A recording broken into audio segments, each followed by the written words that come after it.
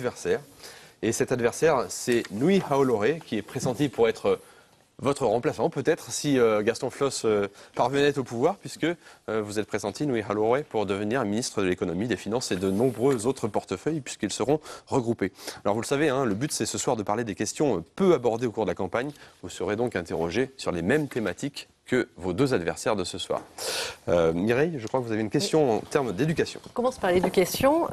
J'ai lu dans le programme, qui est assez touffu, mais qui est pas très clair quand même, qu'il faut redonner le goût d'apprendre aux élèves. Alors je pense que les enseignants qui nous écoutent essayent de faire ça tous les jours et ils s'y cassent les dents. Vous avez une formule miracle, vous? Oui, c'est effectivement un des points que nous avons posé dans notre programme. Moi, j'ai été enseignant moi-même. J'ai enseigné l'économie en lycée hôtelier et à des adultes. Et ce problème d'intéresser les élèves à la pédagogie, c'est une difficulté majeure. Mais au-delà de ça, moi, il y a une étude qui m'avait toujours frappé, qui a été réalisée dans le cadre de l'UNESCO et qui a fait la compilation de toutes les études qui ont été réalisées sur l'échec scolaire pour essayer de déterminer quel était finalement l'élément majeur qui expliquait ou pas l'échec scolaire. Et l'élément discriminant qui est arrivé dans toutes ces études, c'est le niveau d'instruction de la mère. Et ça indique deux choses en fin de compte. Ça indique que dans la plupart des sociétés familiales, c'est la mère qui s'occupe des enfants et de l'éducation. Et la deuxième chose, c'est qu'en fin de compte, c'est la personne qui s'occupe de l'éducation qui est en capacité d'inculquer à l'enfant l'importance de l'éducation. C'est pour ça que nous disons que, de ce point de vue-là, le rôle de la famille, le rôle des parents et le fait que l'école doivent associer de manière plus forte les parents à l'éducation est un élément fondamental. Des expériences ont été menées à Taunois ou dans d'autres collèges qui montrent effectivement que cette implication des parents pour expliquer aux enfants que l'éducation, ça n'est pas seulement un diplôme, mais c'est la garantie finalement de pouvoir trouver sa place dans la société. C'est un élément fondamental. C'est pas une manière pour les pouvoirs publics de se désengager un petit peu de l'éducation en disant que c'est finalement la faute des parents? Ou alors qu'est-ce que les pouvoirs publics peuvent dire aux parents de faire? Ou faire avec les parents? La puissance publique ne peut pas se désengager de l'éducation puisqu'elle en assume l'essentiel des coûts. Mais le fait d'associer la famille, c'est, je pense, fondamental. Vous aurez beau mettre en place toutes les modifications de rythme scolaire, de pédagogie, de nombre d'élèves par classe qui ont été réalisées ailleurs dans le monde. Si la famille n'est pas impliquée dans la réussite scolaire de l'école, vous allez investir de l'argent à fond perdu. Et ce n'est pas les uniformes ou d'autres, j'allais dire, gadgets, ce ne sont pas complètement des gadgets, mais ce ne sont pas ces dispositions-là qui vont changer considérablement la donne. Mais c'est vrai que l'échec scolaire, c'est un problème majeur en Polynésie. Quand on fait le bilan de ces 10 dernières années, on constate effectivement que les taux de réussite ont fortement baissé. Nous sommes maintenant les derniers de l'Hexagone et de l'Outre-mer en termes de sorties sans diplôme et sans qualification. C'est à peu près 30% d'une cohorte, c'est-à-dire d'une classe d'âge qui sort sans diplôme, et c'est les résultats parmi les plus bas au niveau du bac. Donc c'est une vraie question. Et c'est pour ça que je le dis sans faire de langue de bois, si on n'associe pas davantage les familles à la réussite et à la volonté des élèves de réussir, on ne s'en sortira pas. Alors justement, comment associer, comment est-ce qu'on fait pour que les parents s'intéressent de plus en plus à l'éducation? Ça passe parfois par des choses très simples. Moi, quand j'organisais des réunions parents-professeurs 3 fois dans l'année, les parents ne venaient pas. Donc il faut trouver les moyens, au sein des collèges, au sein des lycées, d'avoir des référents, d'aller voir les parents, d'expliquer effectivement. Parce que comme je le disais, on en revient toujours à cette question de l'importance de l'éducation. Ce n'est pas seulement un outil qui permet d'avoir un diplôme et de trouver une place professionnelle, c'est ce qui vous permet de vous insérer dans la société. Je pense qu'on viendra sur la question de la détresse sociale, elle vient aussi de ça, de l'impossibilité pour une partie grandissante de la population sur le marché de l'emploi. Là aussi, pour répondre concrètement à la question, associer les parents à cette démarche, c'est essayer de leur donner aussi la connaissance de l'évolution du parcours pédagogique, les associer de manière plus étroite à cette évolution de l'enfant et de l'élève. Beaucoup de parents aussi ont eu cette tendance qui est de considérer finalement qu'en arrivant aux portes de l'école, ils transmettaient ce fardeau aux enseignants, à charge pour eux de faire tout ce qu'il faut pour les intéresser et les amener à la réussite. Vous le disiez, les enseignants sont confrontés à cette difficulté. J'ai été confronté moi-même à cette difficulté. Et sans l'aide des parents, c'est pas de la langue de bois, sans l'aide des parents, personne n'y arrivera. Alors, pratiquement aussi, vous préconisez le regroupement de la gestion des premiers et seconds cycles. Qu'est-ce que cela implique pour vous, ce regroupement? C'est quoi? C'est un gain de personnel ou d'efficacité?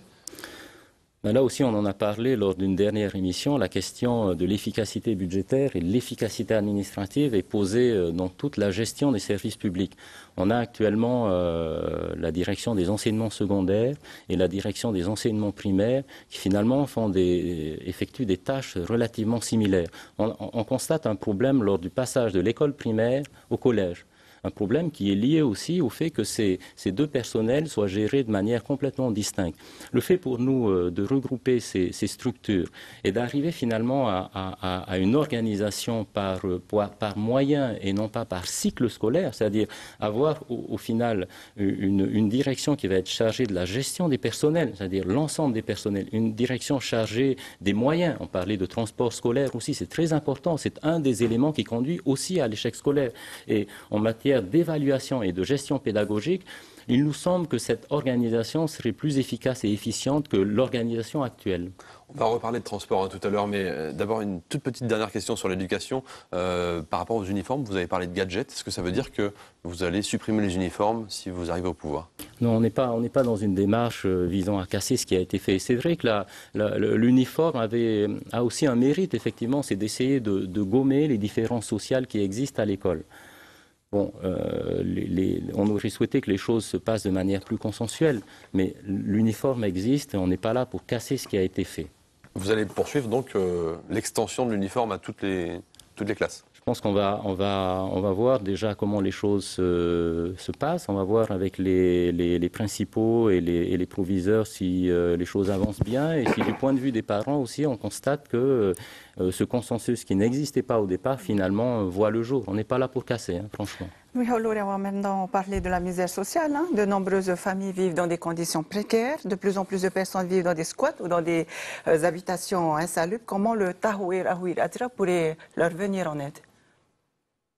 C'est ce qu'on constate aussi dans nos réunions publiques. On va dans des quartiers éloignés, on va dans des salles omnisports, dans des communes éloignées, dans les îles, et cette détresse sociale, cette misère sociale même, on la constate.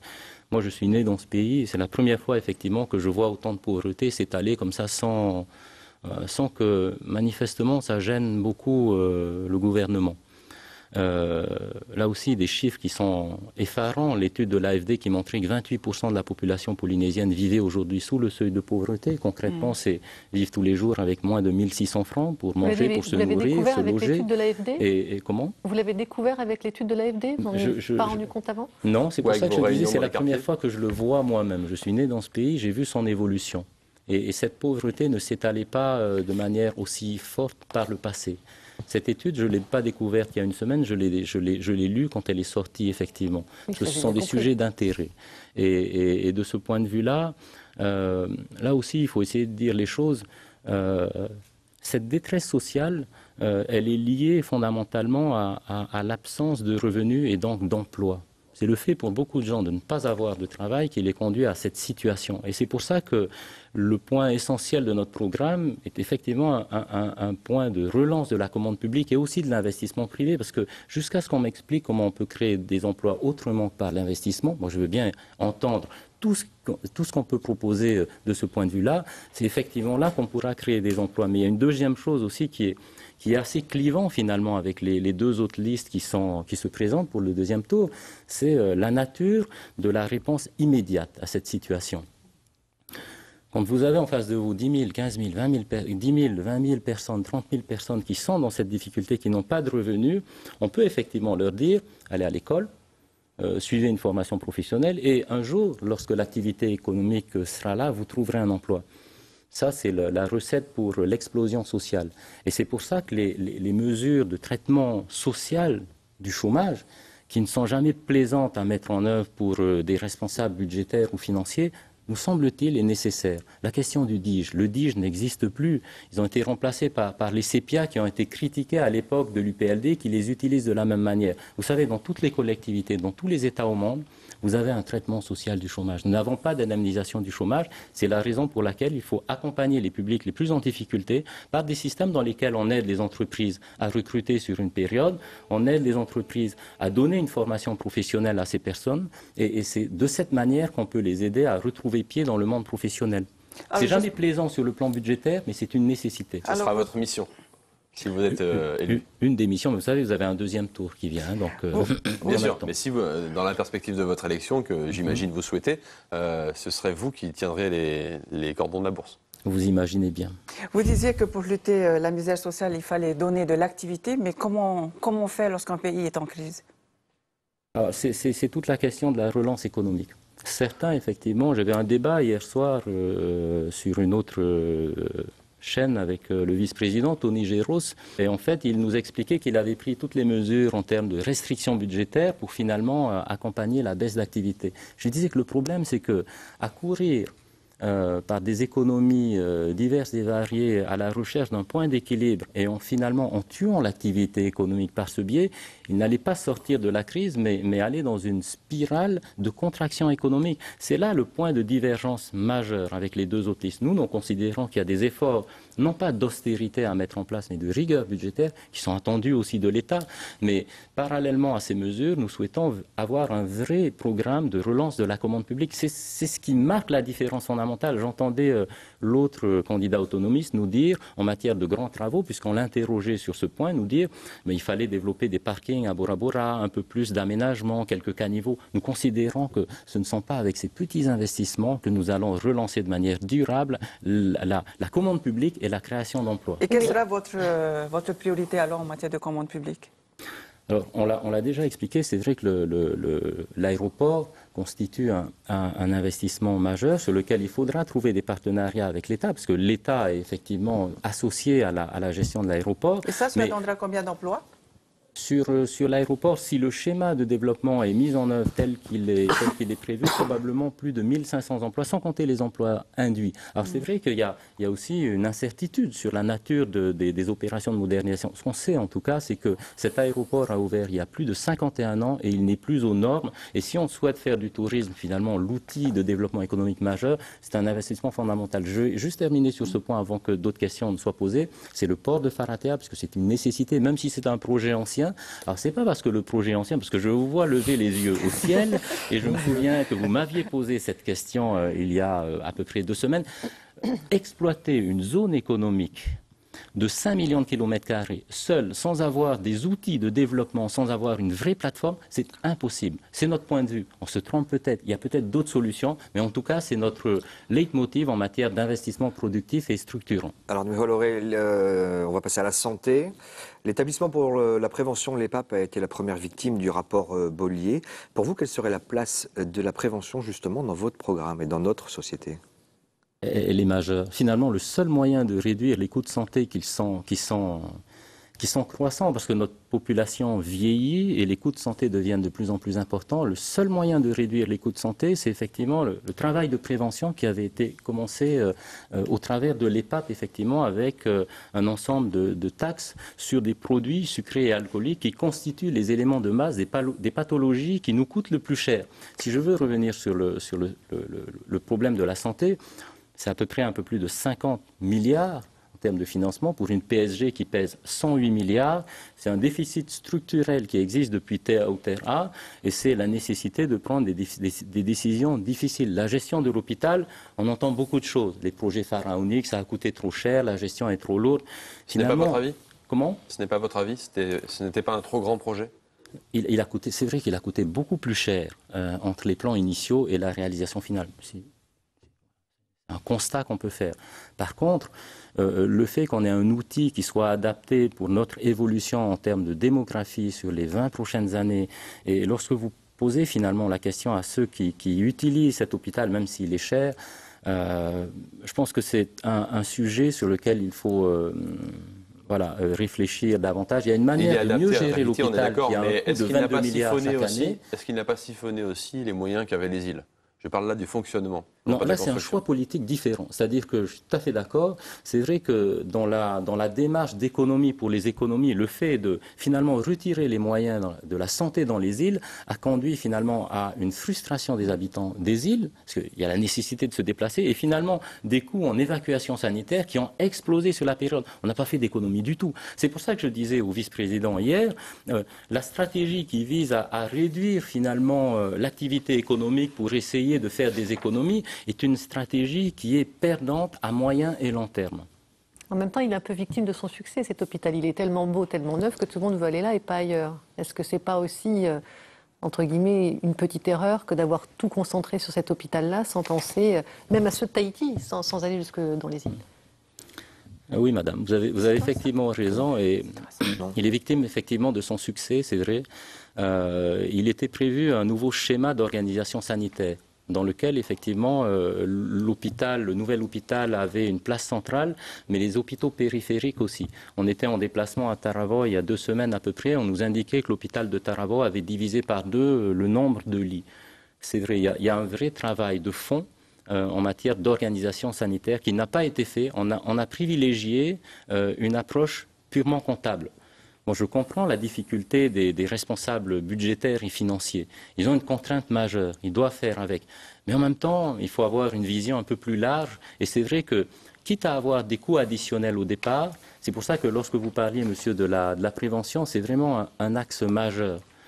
Dans une population qui vieillit, avec des coûts de santé qui augmentent partout dans le monde, la seule option, c'est celle-là. Et de ce point de vue, je souhaitais aussi rendre hommage au ministre de l'Agriculture, Kalani Texera, qui a commencé à mettre en place, notamment dans un travail avec les cantines scolaires, des changements dans les habitudes alimentaires. Parce que je pense que nous, on a déjà nos habitudes et c'est difficile de s'en défaire. Par contre, les jeunes générations, effectivement, il faudra les amener à une alimentation plus saine. Un compliment au gouvernement précédent, c'est une première. On va peut-être parler d'une autre thématique qui est celle des transports. J'ai vu dans le programme du Tawera que la traversière qu'on appelle Te Aranui était dans les tuyaux à nouveau.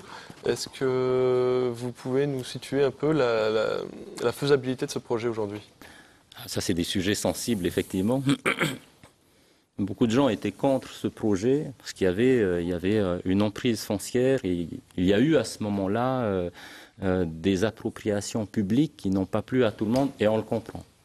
Là, sur ce point, la question de fond, finalement, c'est la suivante. Si l'on souhaite développer davantage Tarawa et en faire, comme on le souhaite depuis 30 ans, un vrai pôle de développement économique qui soit plus ou moins en situation d'équilibre avec Papeete et finalement désengorger la ville et générer plus d'activités économiques, est-ce qu'on peut le faire avec l'axe routier qui existe ou pas? La réponse est non. Donc on va devoir développer un axe routier plus rapide, plus efficace, avec moins de trafic, moins d'engorgement. Donc ça se fera de manière différente. C'est-à-dire qu'on va commencer par la zone Faratea, où l'emprise foncière existe déjà. On va commencer à désengorger à partir de cette zone et finalement essayer de trouver une jonction commune avec, par contre, des emprises foncières qui sont maintenant maîtrisées. C'est-à-dire que la problématique n'est plus la même que celle qui avait été, celle qui existait en 2004 et avant 2004. Mais je pense que l'UPLD est arrivé au pouvoir en 2004. À cette époque, ils pouvaient promettre monts et merveilles. Là, maintenant, ils ont été confrontés à la réalité du pouvoir et je pense que leur opposition de ce point de vue-là sera beaucoup plus limitée. Alors, ça, c'est pour les véhicules. Maintenant, rapidement, sur les zones piétonnes que vous préconisez aussi, c'est quelque chose qui donnerait de l'oxygène à la ville, à Papeete, mais qui compliquera aussi beaucoup la circulation. Comment vous comptez mettre ça en place ?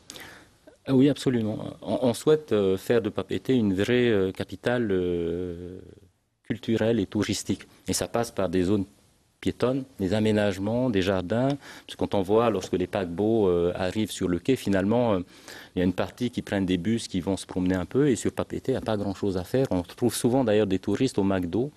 Et c'est pour ça qu'il y a ce grand projet sur le parc Bougainville. La question que vous posiez, c'est vraiment la question de la mobilité urbaine. Et quand on regarde d'autres grandes agglomérations dans le monde, elles ont su gérer cette mobilité. Papeete n'a pas su le faire. Une critique pour le maire ? Comment ? C'est une critique pour le maire en place ? Non, n'a pas su le faire parce que la configuration de Papeete n'est pas celle d'une grande agglomération métropolitaine, c'est-à-dire que c'est beaucoup plus petit et finalement les Polynésiens ont des habitudes maintenant en termes de transport et de communauté qui font qu'ils préfèrent leur voiture climatisée plutôt que d'utiliser des systèmes de navettes. Quelle qu'elle soit d'ailleurs. On va parler culture rapidement avec vous. J'ai pas fini de répondre à la question. Juste 30 secondes, je vais essayer de faire très court. Pour nous, c'est un problème important parce qu'une partie de l'engorgement de Papeete est liée à cette impossibilité. Moi, j'ai travaillé quasiment 20 ans en ville. Et en fait, quand j'avais besoin de faire des courses à Papeete, j'avais deux options. Soit prendre ma voiture et de ne pas trouver des parkings et d'augmenter finalement le niveau d'embouteillement, soit de ne pas utiliser ma voiture et de marcher. Au bout de 100 mètres, il fait super chaud et je transpire et finalement, je ne vais plus. Donc, on va devoir trouver moyen d'installer une mobilité. Alors ça va passer, me semble-t-il, et ce sont ces sujets sur lesquels on travaille, avec des petits systèmes de shuttle aérien comme il existe à Sydney ou ailleurs, avec une emprise foncière qui est limitée, avec des coûts qui sont limités, et avec finalement... Pas le téléphérique, c'est pas du tout un téléphérique. C'est-à-dire que vous avez plus d'arrêts qu'un téléphérique. J'essaye de répondre à cette question intéressante de monsieur. Et là, de ce point de vue, c'est vrai qu'en termes d'investissement, de coûts et finalement de commodité pour les habitants de Papeete et ceux aussi qui traversent Papeete sans vouloir s'arrêter à Papeete, on va atteindre un désengorgement, ce qui est l'objectif visé, avec un coût réduit et des financements qu'on peut trouver plus facilement. On vous presse un peu parce qu'on a moins de temps du coup pour la culture. Oui. Voilà, Thierry Nouy, allez, ça sera une seule question sur la culture. Justement, on va parler culture avec vous, Nouy Haouloré. Quelle sera la place de la culture dans la politique du gouvernement de Gaston Floss si toutefois le Tahouéra venait aux commandes du pays? Une place importante. C'est-à-dire? J'ai essayé de faire court. Là. Voilà, vos principales mesures culturelles. En fait, il y a vraiment deux aspects dans cette problématique de la culture. Là aussi, il faut dire les choses comme elles sont. La culture, comme l'agriculture, à un moment donné, ont été les parents pauvres du développement économique de la Polynésie. Et donc, ça ne sera pas le cas avec vous? Ça ne sera pas le cas. Alors, en même temps, on voit finalement que malgré le peu de moyens qui ont été consacrés à la culture, on voit quand même la vivacité de ce secteur. Quand on voit comment fonctionne le Heiva, quand on voit les groupes de danse qui vont à l'étranger et qui finalement nous apportent une notoriété qui nous coûte beaucoup plus cher en utilisant les outils de communication traditionnels, je pense que c'est effectivement un vecteur d'attractivité touristique qui est fondamental. Donc c'est le Heiva. Le Heiva, à un moment donné, ce problème de l'organisation du Heiva, à quelle date ça a commencé, et c'est la question des programmes et des échéanciers des activités culturelles. Là, il y a un effort majeur à faire. On a maintenant des outils numériques qui permettent de communiquer plus facilement avec des coûts plus limités. Donc, ça va être un outil important. Sur le plan de l'organisation administrative, j'essaye de faire court. Là aussi, le choix du président du Tahouéra d'avoir un grand ministère avec le développement touristique, avec la culture, avec l'environnement et avec la desserte aérienne, et pour donner finalement une cohérence à tout cet aspect qui est lié à l'attractivité de la Polynésie, je pense que c'est un élément majeur. Il y a l'autre aspect je dois vous arrêter, Nouy Haouloré, je suis désolé parce que votre temps de parole est écoulé. Je sais que vous auriez aimé parler plus longtemps de la culture, mais bon, ça a été le cas sur d'autres sujets. Je vous remercie en tout cas. Vous allez laisser donc la place au dernier invité de ce soir.